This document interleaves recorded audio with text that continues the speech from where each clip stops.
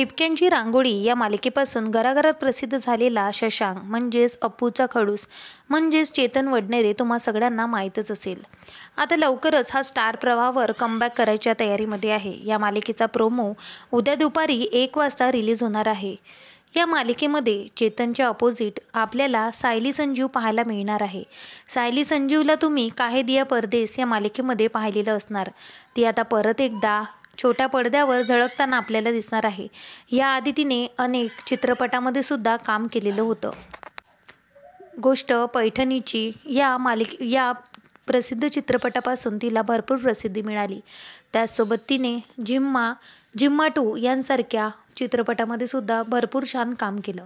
त्याचसोबत खलनायकाच्या भूमिकेमध्ये माधवी निमकर आपल्याला पाहायला मिळू शकते, परंतु तिचं असणं अजून कन्फर्म नाही।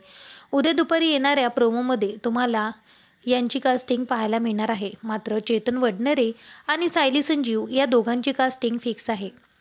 खलनायकाच्या भूमिकेमध्ये मात्र कोण असणार हा अजूनही प्रश्न आहे। शिवाय या मालिकेचे नाव काय आहे असाही प्रश्न प्रेक्षकांना पडलेला आहे।